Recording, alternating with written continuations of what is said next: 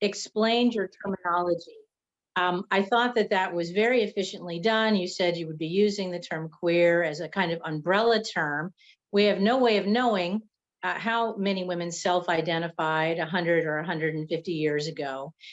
We don't know if they would have applied contemporary terms like trans, non-binary, pansexual. We certainly know that they were labeled by critics insults of the day, including mannish, Amazon, man hater, which had much more to do with how they presented themselves and dressed than in their, sexuality. But in supposing that some of these women were in love with each other and were intimate, one of the things that you set up is that in the past, we had a big split between the public and private spheres, and how suffragists lived together behind the lace curtains versus what they wore or how they presented themselves when they marched in a suffrage parade. Those might be very different. And it seems that the women who bore the brunt of scrutiny were those who really were dedicated to dress reform, the right to wear masculine attire, or to pursue masculine privileges. And you jump right in with a wonderful look at Dr. Mary Walker, who was a notorious dress reformer, and who, I think this is the right quote, said, "I don't wear, men's clothing. I wear my clothing." And that's a very revealing line for our purposes today, when we're very interested in gender identity and how difficult it is for some women or men to pass as their own sex. Can you tell us a little bit more about what you discovered with Dr. Walker? Yeah, I think Dr. Walker is an excellent example of those really radically queer suffragists that you mentioned. All the suffragists had different strategies for how they navigated their personal versus their private lives. But Walker really believed that the movement for women's rights should be much more than just fighting for the vote. She believed that women should be able to dress as they please, to act as they please, to pursue the careers of their choices. And so she was one of the early advocates of dress reform. And so were Susan B. Anthony and Elizabeth Cady Stanton in the early years. But once they began to be labeled as these mannish, abnormal women who wanted to wear the pants, they started to back away from those more radical changes because they feared that it was making them look like they were disreputable women, that they were abnormal, deviant women. So they began to distance themselves from more radical, what was considered radical at the time, issues. But Walker, she wouldn't step down. She insisted, no, these are the issues we should be fighting for. The movement shouldn't be embracing all of these ideas. And so she wore what was described as men's clothes at the time and was arrested because there were laws in many cities, including San Francisco had a law against cross-dressing. And so when she would encounter police and this resistance, she would say, "I don't wear men's clothes, I wear my own clothing," insisting essentially that women had the right to wear any clothing of their choice, and challenging, what we might today describe her as genderqueer, or she might identify as non-binary. We really don't know, but what we know is that she was insisting that people should have the right to present as they please.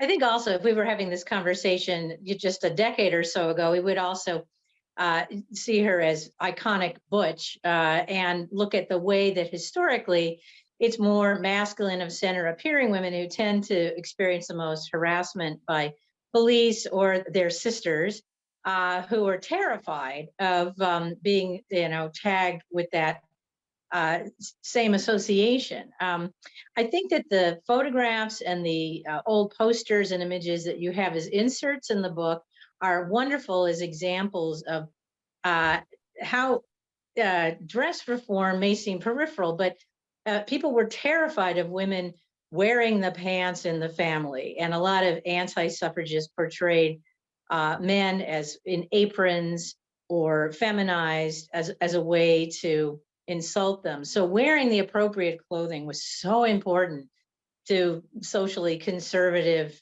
critics of the suffrage movement. They really feared a reversal of sex roles. And so we find this pants metaphor happening all the time. I think one of the things that you do from the onset, and each chapter has such a delicious title, just delicious. I love that you use queering as a verb to remind the reader this isn't necessarily only about, a romantic relationship. It's also about flipping expectations or role assignments for women and men in society. You introduce very early the concept of respectability politics, that this has haunted feminist activists and very specifically African American women, women of color, who are already under scrutiny by white onlookers to be perfect or live up to the expectations of womanhood at the time. Talk a little bit about how you explore respectability politics in the suffrage movement. Yes. Well, as the suffragists took on these broader issues, they were targeted for being mannish, being abnormal women, deviant women. And so in response, mainstream suffrage leaders started to focus solely on the vote and tried to advocate for their rights as women by emphasizing their status as respectable, heterosexual, wives and mothers. And in so doing, they essentially cast aside anyone who does not fit that model. So they literally start to push women to the margins of the movement. Women like Dr. Walker are literally written out of the official suffrage histories. And there's a conversation between Elizabeth Cady Stanton and Susan B. Anthony that appears in some of their letters, where they're discussing how much Walker should be included in the book, in the history of the suffrage movement that they were writing. And they agree that for the most part, they should, downplay her role because they really didn't like her. They didn't like the attention that she brought on the movement. And so anyone who really stood outside the norm in that way was pushed to the extreme. And obviously we know the history of Black suffragists, of women of color, that they were also marginalized. They were doubly marginalized in a way, not only by their race, but also by their gender. Class is also a huge issue. So what we see is these white, upper class, cisgender and heterosexual suffragists with money, with status, literally are able to pay for the history to be written in a way that reflects their own story. And so essentially the stories of other suffragists are left out, and that's where we talk about erasure on multiple levels. And so then it becomes the job of the historian to try to reconstruct these lives and to tell these stories, because they not only got buried by suffragists, but by each generation that was writing these celebratory suffrage centennial stories where they wanted to emphasize the most respectable women in the movement. And so they tended to erase parts of people's lives or totally erase individuals altogether. It's so painful. And it just makes me want to do more work, obviously, to restore these women to their rightful place. But I think that you're raising such important points. What you've just said, that you could buy your way through class respectability into being centered as a major figure of the movement. Or if you seem to be an embarrassment to the movement, you're not even listed in the index. And that's a real good way to silence anybody who might bring trouble. Or as you illustrate in the book, your energy, your brilliance, time, and donations are welcome. Just don't march in the parade because you shouldn't be seen. And of course, there were women who challenged that. Many were the Black women who argued, I'm marching, or, no matter what you say. But one of the things that you also bring up is this point that at this time in society, before 1920 and so forth, many people saw, quote, two ladies living together as respectable because there were, some who assumed two women living together had to be asexual. There couldn't be anything going on. Proper ladies didn't do that sort of thing. And there was an acceptance of what some called a Boston marriage and the presumption where the women had the right background, that these were simply respectable women sharing a home to, share the rent. And that was that allowed women we might today call lesbians to fly under the radar. In that way, the respectability that was assigned to upper class women worked for them, not so much for other women. Is there anything you'd like to say about that?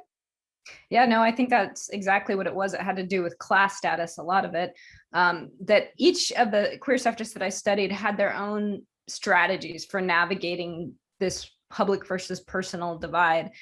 And one of the ways that suffragists who were in a relationship, who were in what was called a Boston marriage, could kind of fly under the radar, as you say, was by highlighting their class status and more obviously their commitment to social issues, their commitment to reform.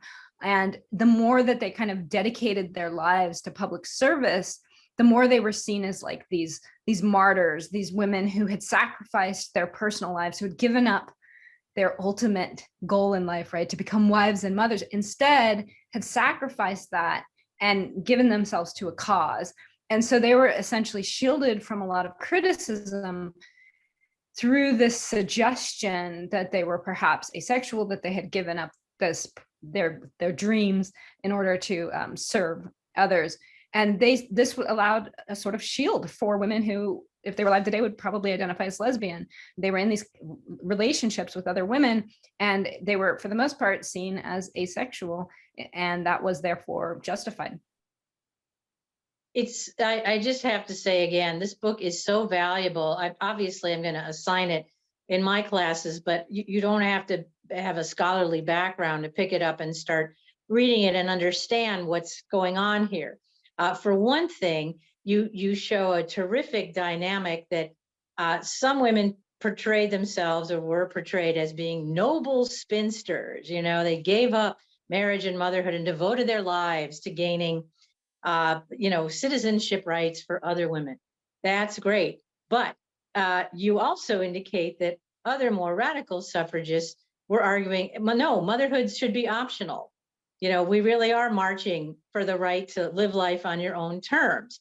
You don't have to be defined by marriage and motherhood. Yes, we're saying it's optional. We're not saying that, a pathetic woman who can't get a husband, well, she can do service work. We're saying pooey on the traditional arrangement. That would be hugely threatening. And then there's a third thing I'd love to hear you comment on. What we know is that educated women at the time primarily had two career choices, teaching or nursing, which required women to remain unmarried. That is a monkey wrench in this whole story, because we don't know if some single women would have liked a husband or a wife. They were expected to devote themselves to their calling in these two professions and then retire if they got married. So on the one hand, there were spinsters because that's what educated women had to be to fulfill a professional calling. On the other hand, any woman who was not married could be suspect if you were homophobic at the time and looking for clues. Yes, definitely. The spinsters of the movement endured that sort of scrutiny of their personal lives. And I think it's worth noting, as you mentioned, that there were these women who just plain rejected these social norms. I talk about women who we don't really know their sexual identity, but who just challenged the institution of marriage itself. Some of these women just refused to ever marry, and they insisted that because it subsumed women to an inferior status, that it essentially condemned them to a life of domestic servitude, that they refused to marry. And they were a part of the suffrage movement. And I talk about their politics as being queer, right? Because they're queering this notion that women's whole fulfillment in life was to be a wife and mother. And they're also queering the idea of spinsterhood by saying, well, we don't want to get married. It's not because we're dedicating our life to service per se. It's because we are literally wanting an equal role in life as men have. And so there was the story of Belle Squire, who insists that she be called Mrs. Belle Squire, even though she's not married, because she says the title Mrs. comes with certain amount of respect and authority in society. And so she insisted that she'll take the Mrs. without the Mr., which was really funny. And then you have women who had been married and who were divorced and who insisted that they had had enough with marriage, and that they might identify as heterosexual, but they did not want the institution of marriage to define them. And so they're queering this idea of what is marriage, what is a woman's status in society. And then you have women like Annie Tinker, who's my favorite suffragist probably in the whole book. And Annie Tinker just is boldly herself. She doesn't really identify as any identity at the time period. She just is, and she is gender nonconforming. She wears mostly men's clothing. She's identified as mannish by the press. And I think most of the suffragists were a little embarrassed by the way that she presented herself, but she just boldly marches in the parade as herself in her own clothing. She pursued women, had romantic relationships with women throughout her life. And when the press asked her, about her clothing, she said, I should have the right to wear whatever I want, but also I should have the right to do anything I want, including join the military if I want to join the military, because it was the beginning of World War I. And so there was discussion about what women's roles would be in that war. So there's people like that who are just super challenging all the norms of their time in a way that made some of the leaders of the suffrage movement cringe, but was definitely a broader vision of women's rights than they were fighting for.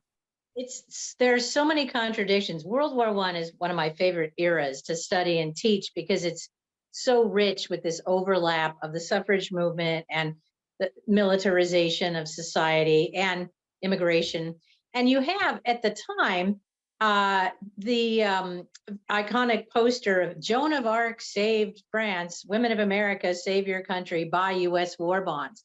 So there's an actual marketing of a gender non-conforming martyred heroine in a suit of armor to raise money for World War I at the same time that women advocating dress reform are being interrogated as bad for the suffrage movement. So unbelievable mixed messages. So I'd like to point out that you also have these outstanding chapters about how devoted many women were to each other, and that they actually replicated what we might think of as very family-oriented domestic arrangements, lived together, had households where they welcomed other young women to come and learn, that some adopted children.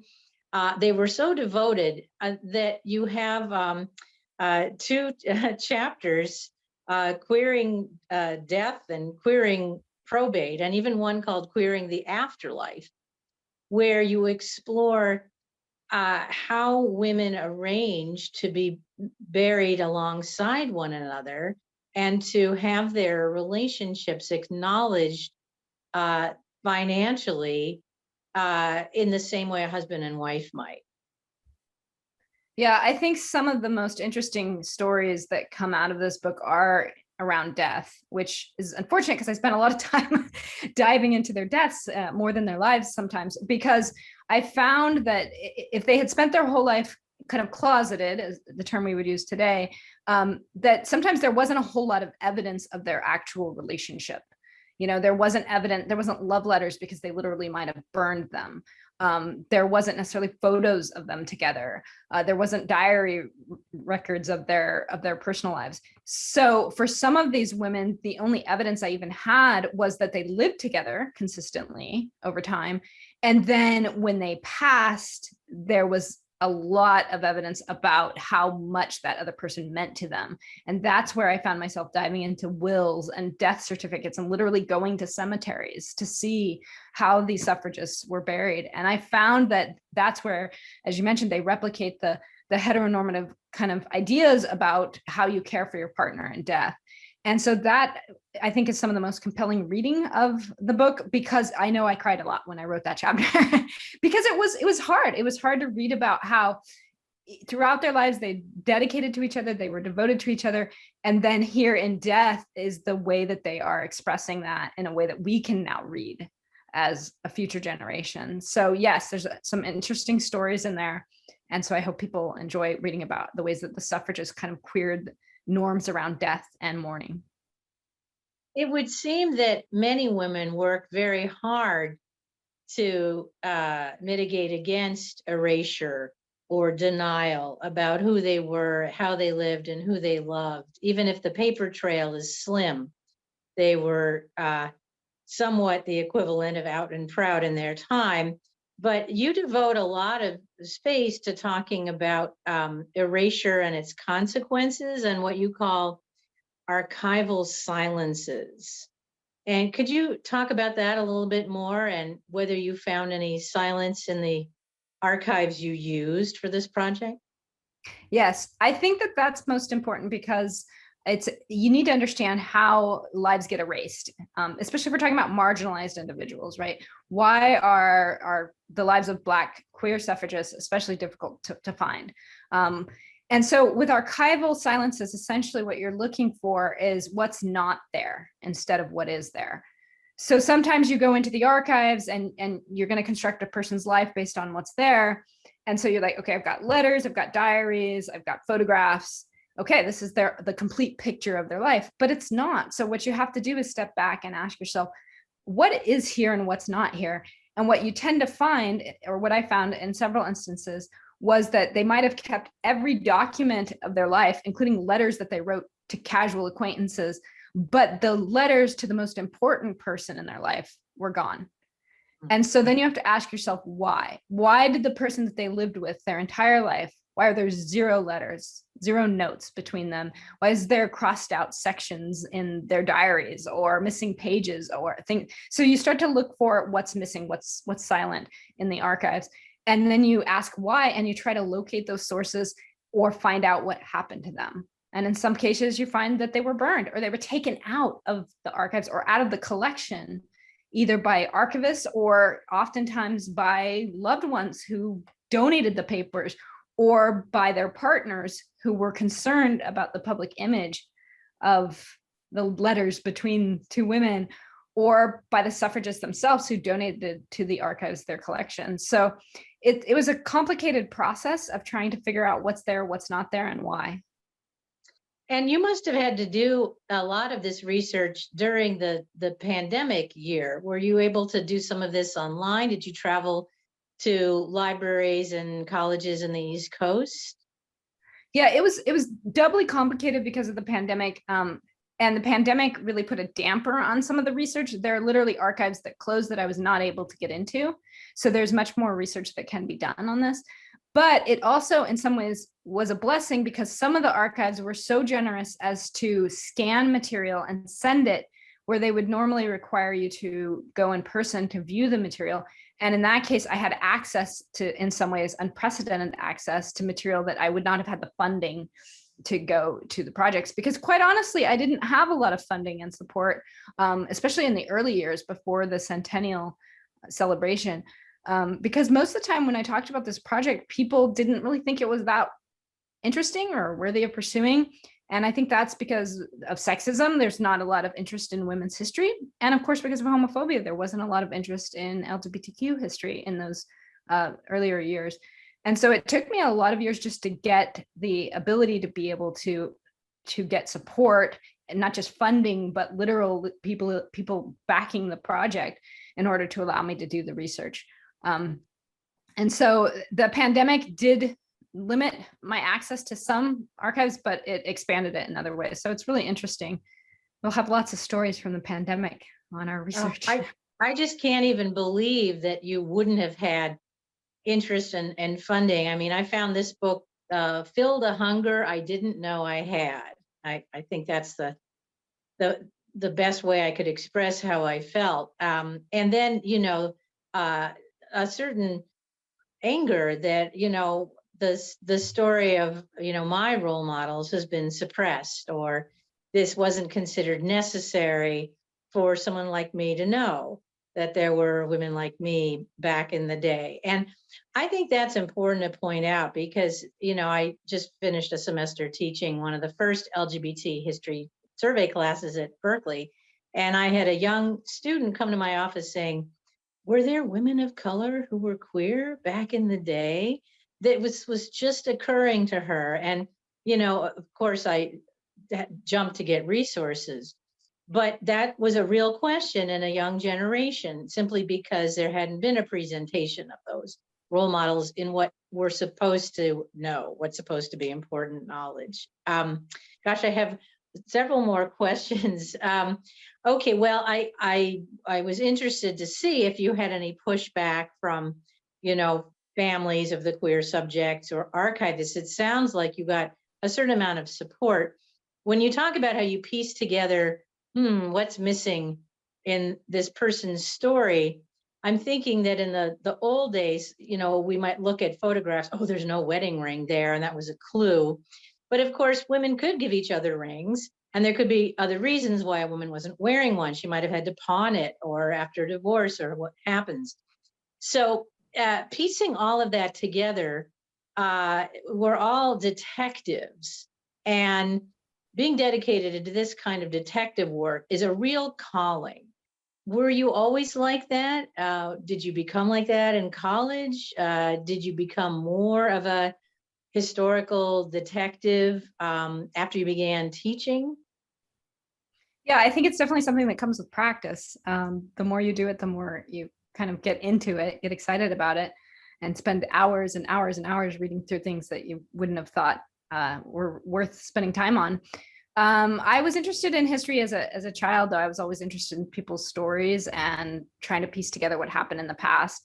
But I definitely think that with this topic, especially, that it became much more compelling to me as I dived into people's lives. And like you said, like you start to notice things and kind of follow the questions that you have. The student that you mentioned who wanted to know, were there people in the past like me? I mean, that's kind of what compels us to write history, is to want to know more about ourselves and to want to know more about other groups maybe that we live with in the world today. So it's difficult to find some of this information, but it's really curiosity that drives me and drives others into this research. And I think that really helped me, especially when sometimes the answers weren't obvious, to want to keep going, right? To want to keep researching and try to find clues that would help me uncover exactly what happened. So it's kind of like a mystery. It's a wonderful mystery. And I think that the way that the book is laid out with each chapter is again quite wonderful. Once you started writing, did you find that it just flowed naturally? Did you struggle to find this very delightful outline that you now have?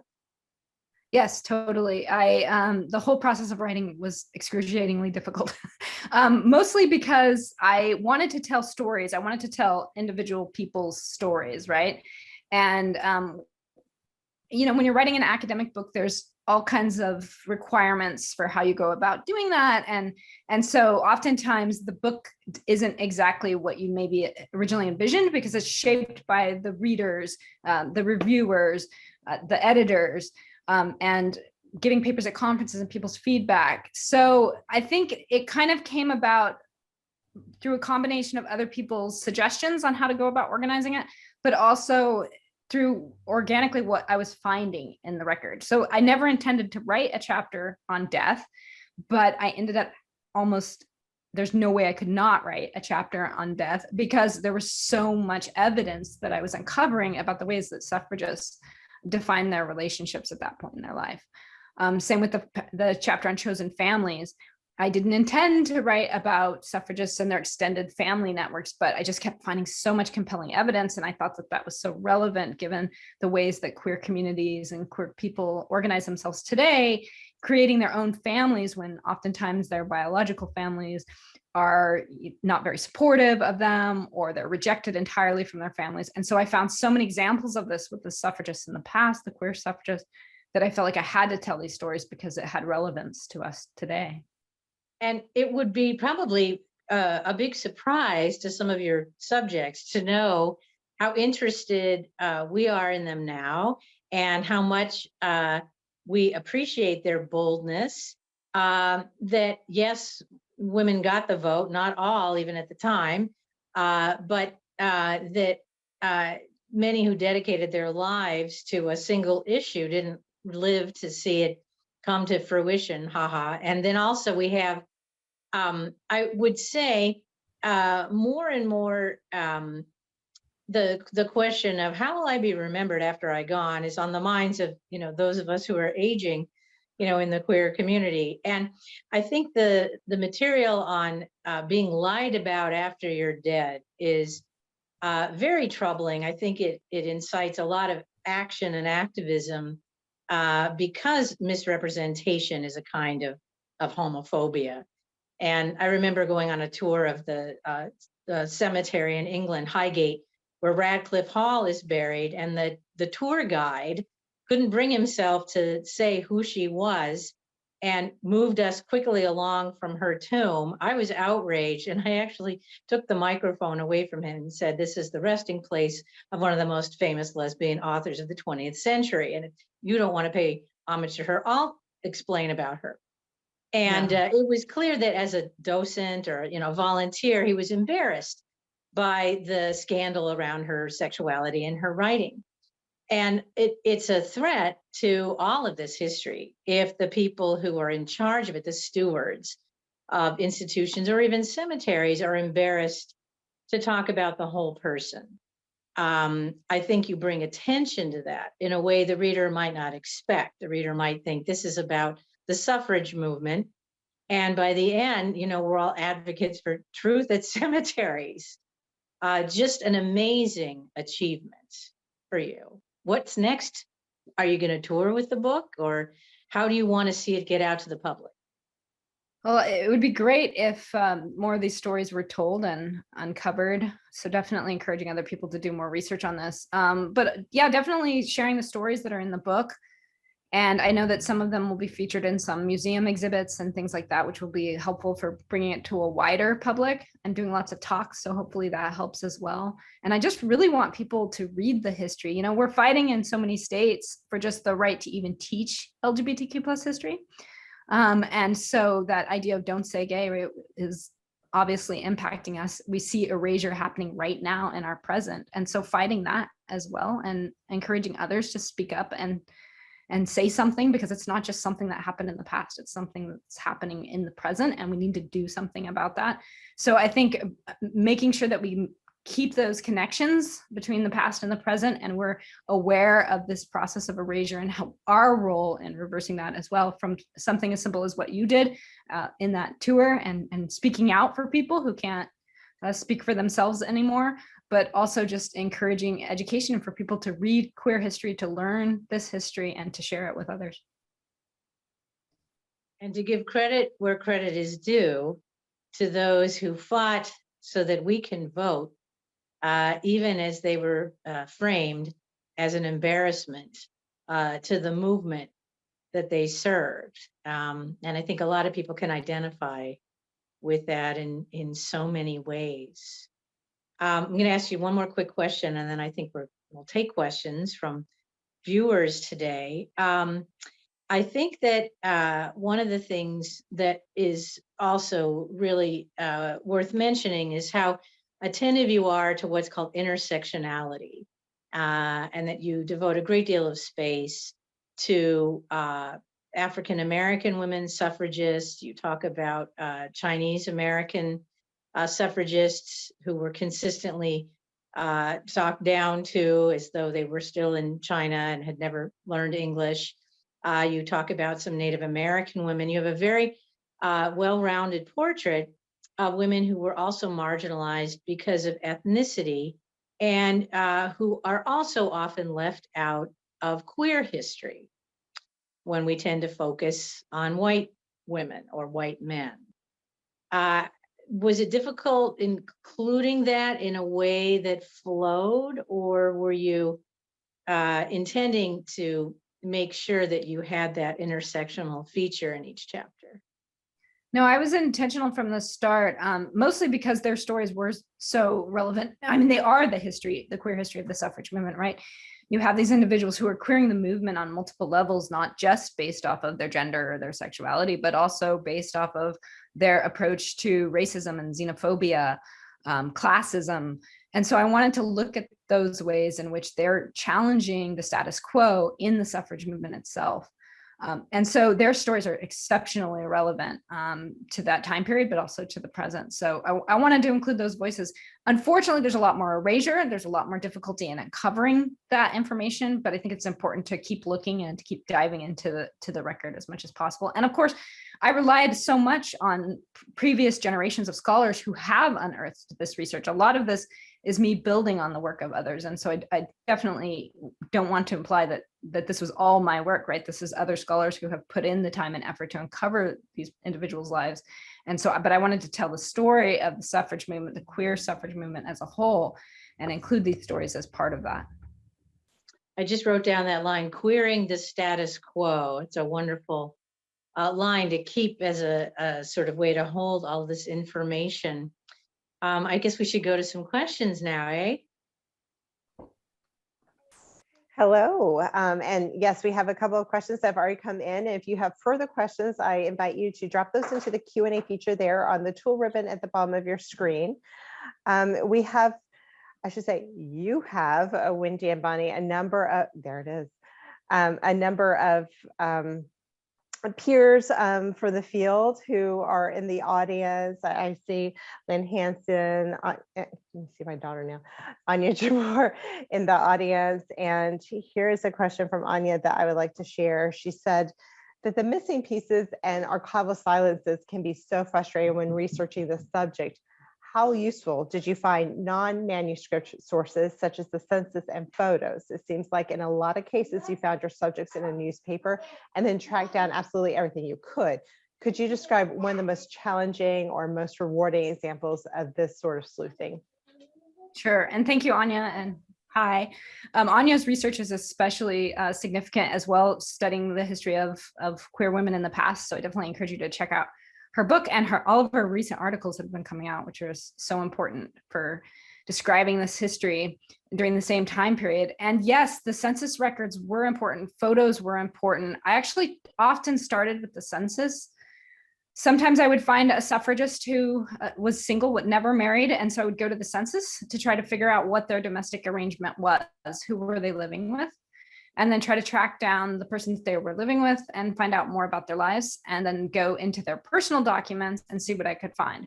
There was actually very little in the newspapers, with the exception of people like Dr. Walker or Annie Tinker, who were described as mannish or masculine. But for most of the suffragists in the book, I would dive into their archival collections and try to find what was there based after I would look at the census records. And that's where you start to look at letters and diaries. And then often there wasn't anything there, as I mentioned, because of erasure.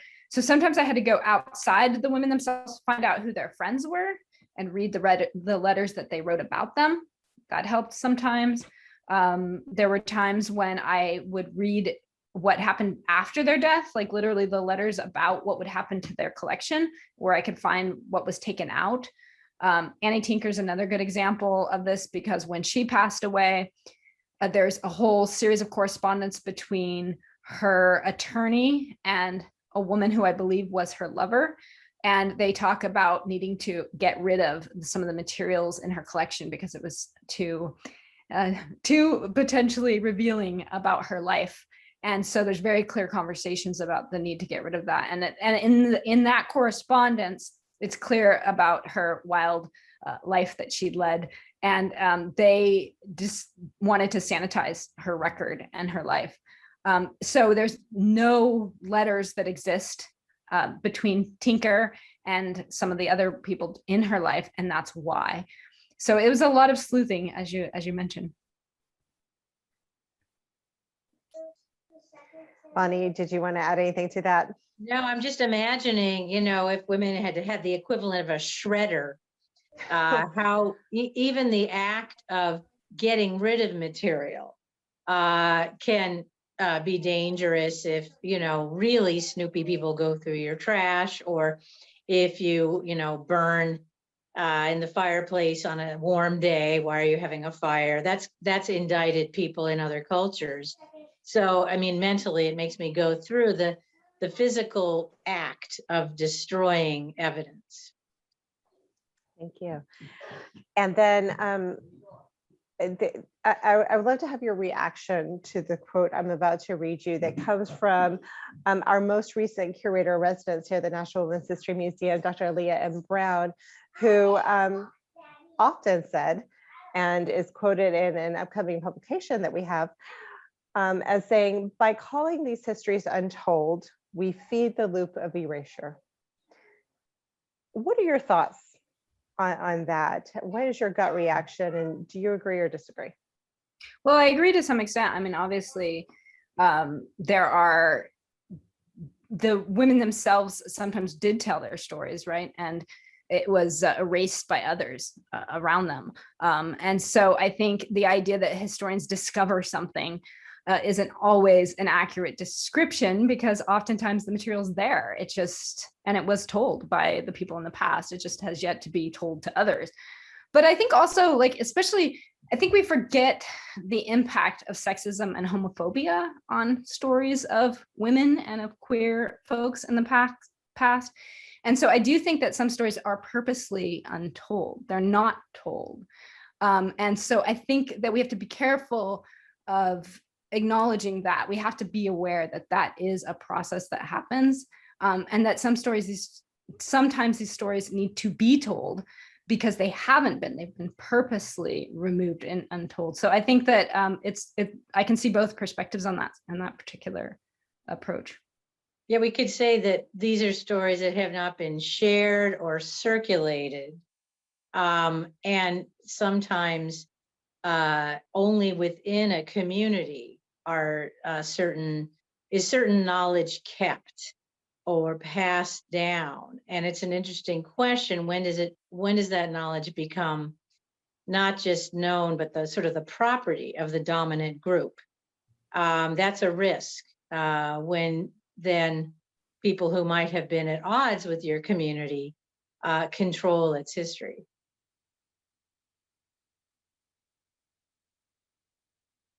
I have trouble finding the mute button. Sorry. Thank you. I appreciate you sharing your thoughts around that. There's a follow-up question from Anya. She says that it's really interesting about starting with the census. It has not worked at all for her subjects as it happens.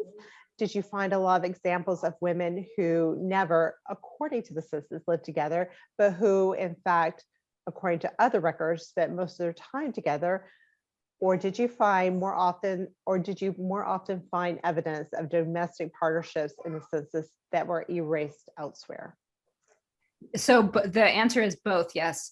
I definitely found evidence of domestic partnerships in the census that I did not find elsewhere. But also, I did have women who did not live together, according to the census at least, but who spent most of their time together. They traveled together. They actually spent time at one person's house and then time at the other person's house. But they kept separate domestic arrangements, mostly because they had inherited those homes from their family. These were mostly middle class or upper class women with some wealth.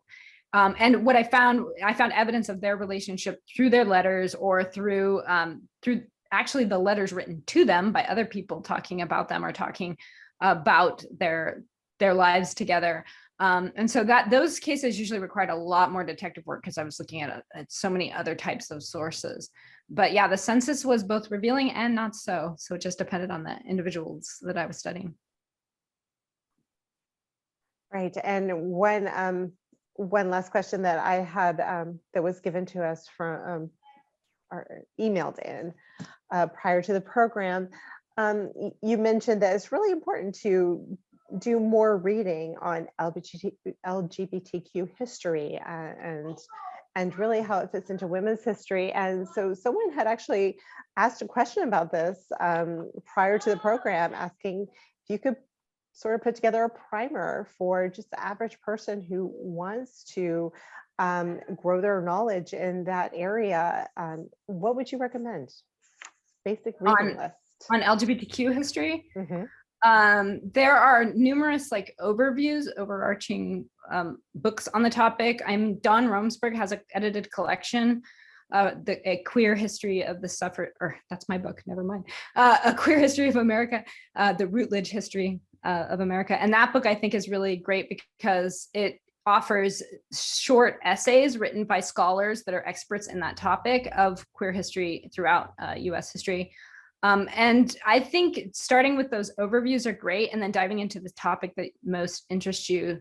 I mean, there are histories of World War II, there are histories of 19th century Boston marriages.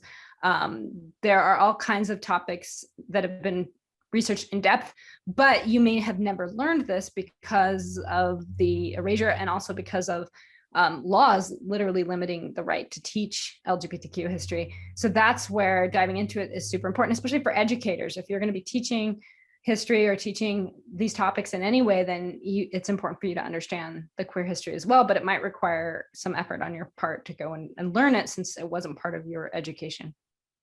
Also, anything written by Lillian Faderman, I would recommend, and also the sadly late Urvashi Vaid, and her work is very important.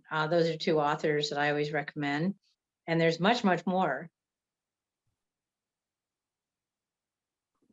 Great, thank you for that, because we also do have a general audience here. I would also ask, maybe you could, for the general audience that is joining us, can you also define what a Boston marriage is? Sure. Boston marriage was a term that was used in the late 19th century, beginning in the late 19th century, to describe two women who lived together, essentially. And they could have been just friends that were roommates, or they could have been lovers. And so we really don't know unless you do some research on them. But Boston marriage was just kind of a generic term to describe these women. And it's referred to in Boston because a lot of these women were educated in the universities in and around Boston, and then after college moved in together. And so it was a common phenomena around those urban centers. And so that's why it was coined the term Boston marriage.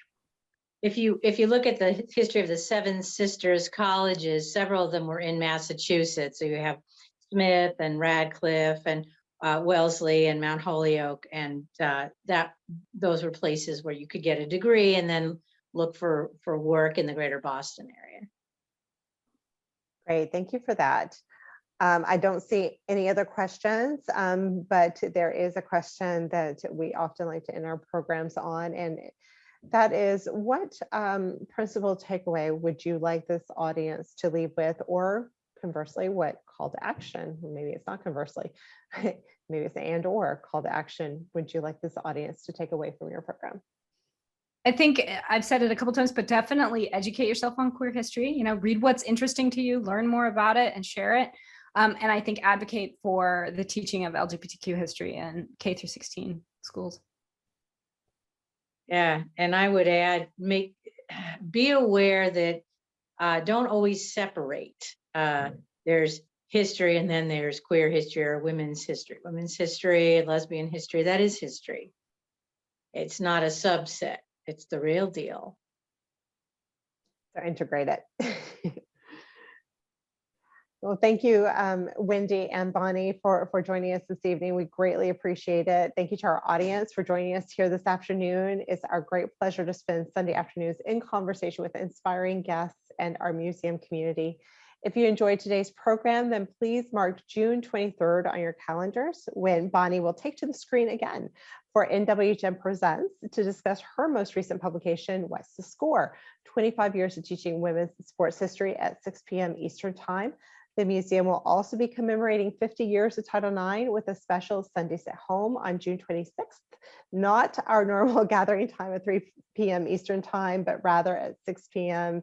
to 7:30 p.m. Eastern Time. Dr. Judy Wu and Gwendolyn Mink will be in conversation about one of the fierce and fearless women who fought for the passage of Title IX, Congresswoman Patsy Takemoto Mink. Gwendolyn Mink is the late Congresswoman's daughter. For a full listing of upcoming programs and for registration information, please visit the Public Programs and Events tab at www.womenshistory.org. All events, of course, are free, but advanced registration is required. And until next time we meet, please stay safe and healthy and have a happy Sunday. Thank you so much. Thank you, Dr. Rouse. Thank you.